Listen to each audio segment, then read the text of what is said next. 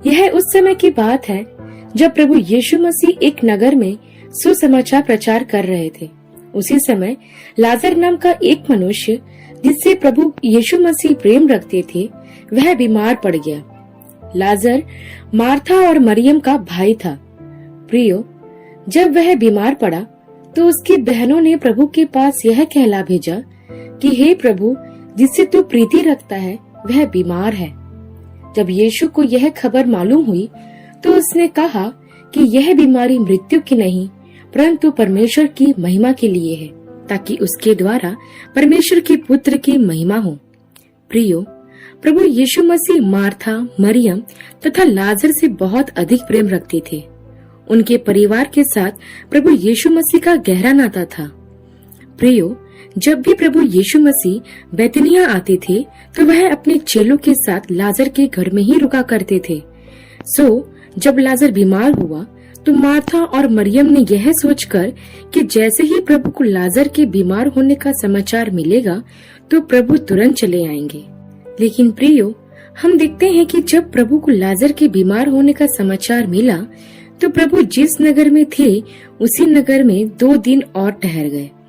प्रियो, ऐसा नहीं है कि प्रभु को लाजर की कुछ भी चिंता नहीं थी, लेकिन जैसा कि प्रभु ने कहा था कि यह बीमारी मृत्यु की नहीं परंतु परमेश्वर की महिमा के लिए है, तो प्रभु ने जानबूझकर लाजर के पास जाने में देरी की ताकि वह अपने सामर्थ्य को प्रकट करके परमेश्वर की महिमा कर सके।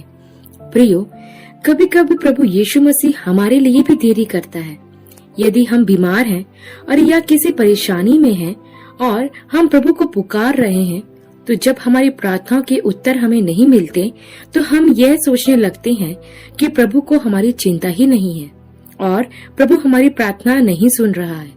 लेकिन प्रियो, ध्यान दे कि ऐसा बिल्कुल नहीं है। कभी कभी हमारी प्रार्थना के उत्तर हमें जल्दी इसलिए नहीं मिलते हैं क्योंकि प्रभु हमारे जीवन में कुछ बड़ा करके अपनी महिमा प्रकट करना चाहता है।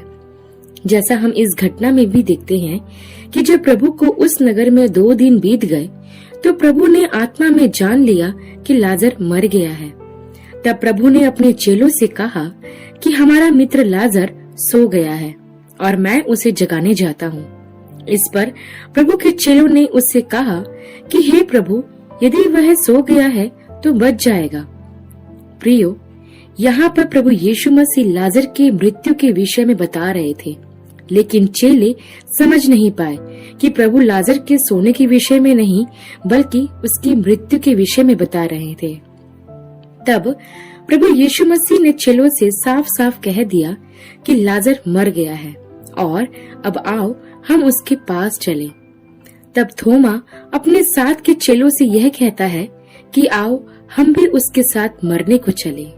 प्रियो, आगे हम देखते हैं कि जब प्रभु यीशु मसीह बैतनिया में आए तो उन्हें मालूम पड़ा कि लाजर को कब्र में रखे हुए 4 दिन हो गए हैं और वह उस जगह की ओर जाने लगे जहाँ पर लाजर की शव को रखा गया था। तब जैसे ही लाजर की बहनों को यह मालूम पड़ा कि प्रभु यीशु मसीह आए हैं, तब मार्था उठकर यीशु से मिलने के लिए जाती है और कहती है कि हे प्रभु, यदि तू यहाँ होता तो मेरा भाई नहीं मरता।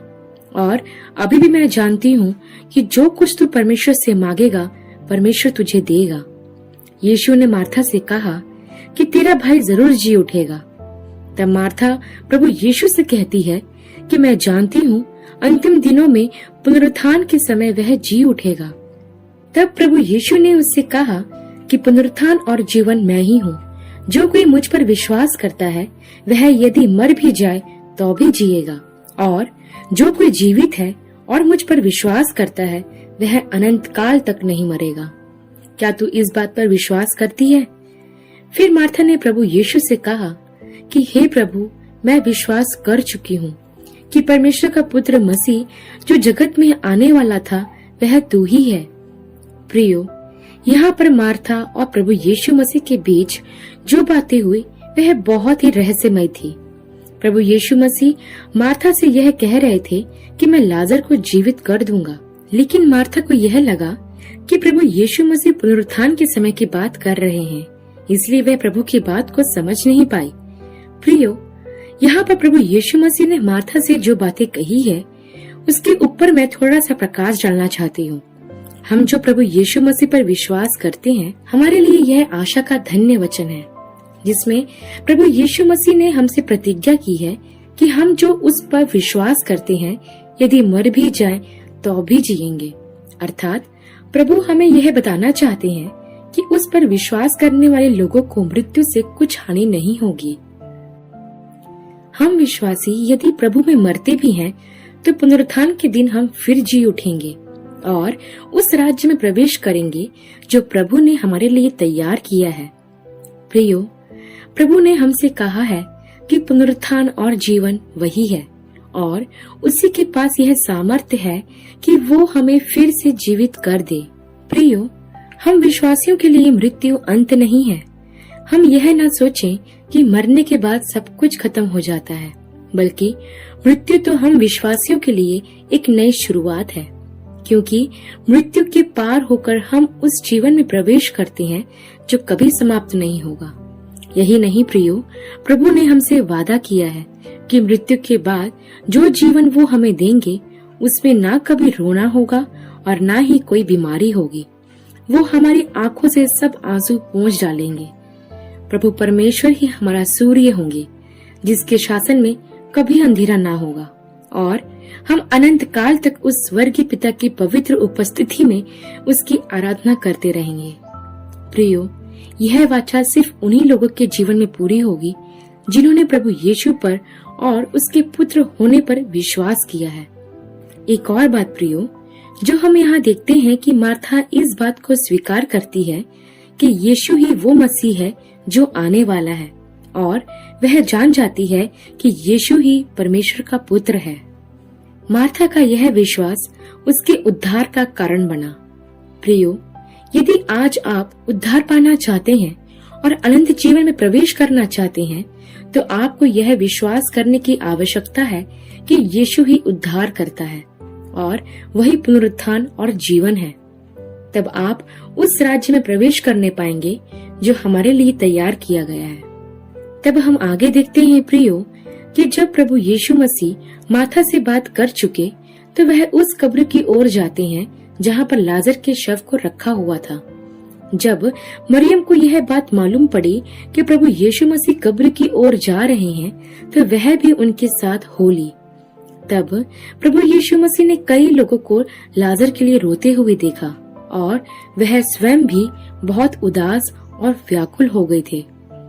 तब प्रभु यीशु मसीह ने वहाँ खड़े लोगों से कहा कि तुमने उसे कहाँ रखा है। तब लोगों ने उससे कहा कि हे प्रभु, चलकर देख ले। फिर जब वह कब्र के पास आए तब प्रभु यीशु मसीह भी व्याकुल होकर रोने लगे। तब वहाँ खड़े लोग कहने लगे कि देखो, प्रभु लाजर से कितना प्यार करता था। और कुछ लोग ताना मारते हुए यह कहने लगे कि इसने कितने अंधों की आंखों को खोली है, क्या वह यह भी ना कर सका कि लाजर ना मरता। जब प्रभु यीशु मसीह उदास होकर कब्र के पास खड़े हुए तो उन्होंने कहा कि कब्र पर से पत्थर हटाओ। प्रियो, तब मार्था प्रभु से कहने लगी कि हे प्रभु, उसे मरे हुए 4 दिन हो गए हैं और अब तो उसमें से दुर्गंध आती होगी। तब प्रभु ने मार्था से कहा कि क्या मैंने तुझसे नहीं कहा था कि यदि तू विश्वास करेगी तो परमेश्वर की महिमा को देखेगी। तब उन्होंने कब्र पर से पत्थर हटाया और प्रभु आंखें उठाकर यह कहने लगे कि हे पिता, मैं तेरा धन्यवाद करता हूँ कि तूने मेरी सुन ली है और मैं जानता हूँ कि तू